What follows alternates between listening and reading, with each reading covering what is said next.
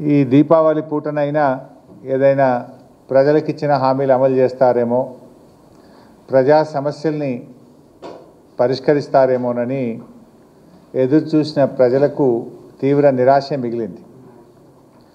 ముఖ్యంగా దీపావళి సందర్భంగా లక్ష్మీ పూజ చేసేటువంటి అక్కా చెల్లెళ్లకు కనీసం మహాలక్ష్మి పథకం ఏదైనా ప్రారంభిస్తారేమో, ఆ నెలకు 2500 రూపాయలు ఇస్తారేమో అని ఆశగా ఎదురు చూసినటువంటి అక్కా చెల్లెళ్లకు తీవ్ర నిరాశ మిగిలింది.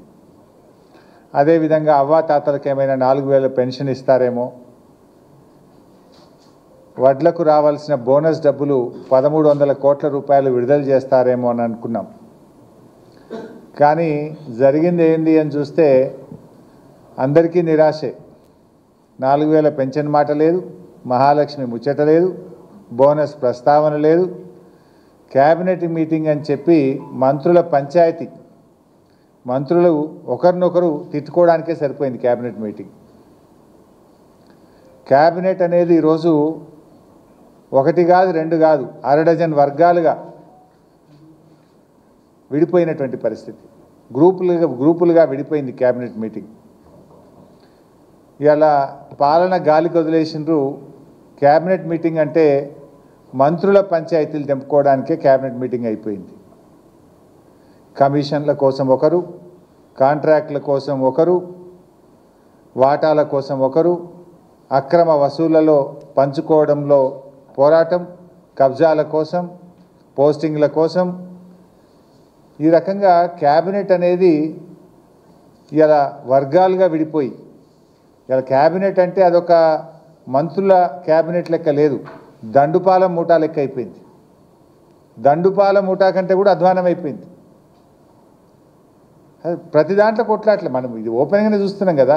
గత కొద్ది రోజులుగా ఈ మంత్రి ఆ మంత్రిని, ఆ మంత్రి ఈ మంత్రిని, పోస్టింగ్ల కోసం ఒక మంత్రి అలిగిండని, కమిషన్లు రాలేదని ఒక మంత్రి అలిగిండని, కాంట్రాక్ట్ల కోసం మంత్రుల మధ్య తగాదా, వాటాల పంపిణీలో మంత్రుల మధ్య తగాదా, తనుకోవడానికే సరిపోయింది. ఇలా ఈవెన్ ఆ మంత్రులే ఇలా పరిస్థితి ఏంటంటే అతుకుల బొంత అయిపోయింది గవర్నమెంట్.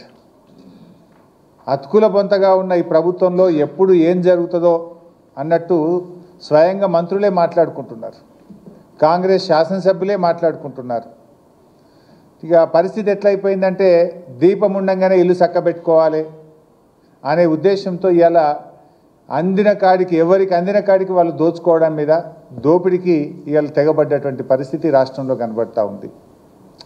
ఆనాడు బీఆర్ఎస్ ప్రభుత్వము, కేసీఆర్ గారు, మా ప్రయత్నం ఏముంటుండే, కేసీఆర్ గారు తెలంగాణ రాష్ట్రం యొక్క నీటి వాటా సాధించడం కోసం కేంద్రం మీద పోరాడిండు, కృష్ణా ట్రిబ్యునల్ను సాధించిండు, నిధులలో వాటా సాధించిండు, నియామకాల్లో 95% లోకల్ రిజర్వేషన్ వాటా కావాలని ప్రధానమంత్రిని, రాష్ట్రపతిని ఒప్పించి మెప్పించి ఢిల్లీకి 4 సార్లు తిరిగి 95% లోకల్ రిజర్వేషన్ వాటాను కేసీఆర్ సాధించిండు.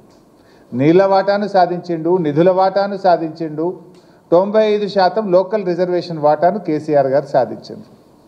మీరు ఏ వాటాల కోసం కొట్లాడుతుండ్రు? ఈరోజు రేవంత్ రెడ్డి ప్రభుత్వం ఏమో అక్రమ వసూళ్లలో వాటాల కోసం పోరాటం చేస్తున్నారు. బిల్లుల చెల్లింపుల్లో కమిషన్ల కోసం మంత్రుల మధ్య వాటాల తగాదాలు జరుగుతూ ఉన్నాయి. కాంట్రాక్టుల కోసం డిపార్ట్మెంట్లే మారుస్తూ, నిన్నటిదాకా ఎండోమెంట్ డిపార్ట్మెంట్ టెండర్లు పిలిస్తే రద్దు చేసి R&Bకి ఇస్తూ, డిపార్ట్మెంట్లు రద్దు చేస్తూ కాంట్రాక్టుల కోసం, వాటాల కోసం తగాదాలు జరుగుతున్నాయి. మేమేమో ఈ రాష్ట్ర ప్రజల నీళ్ల కోసం, నిధుల కోసం, ఉద్యోగాల కోసం, స్థానిక వాటా కోసం పోరాడింది బీఆర్ఎస్ అయితే, ఇవాళ మీరు మీ జేబులు నింపుకోవడానికి, మీ సొంత వాటాల కోసం, మీ ఆస్తుల కోసం, మీ కబ్జాల కోసం మీరు తగాదాలు పడుతున్నారు. ఇది ఇవాళ రాష్ట్రంలో జరుగుతున్నటువంటి పరిస్థితి. ఇలా అందరినీ బెదిరింపులే. పారిశ్రామికవేత్తల్ని బెదిరిస్తున్నారు, రియల్ ఎస్టేట్ వ్యాపారులను బెదిరిస్తున్నారు, సినిమా ఇండస్ట్రీని బెదిరిస్తున్నారు, కాంట్రాక్టర్లను బెదిరిస్తున్నారు, భయభ్రాంతులకు గురి చేస్తున్నారు.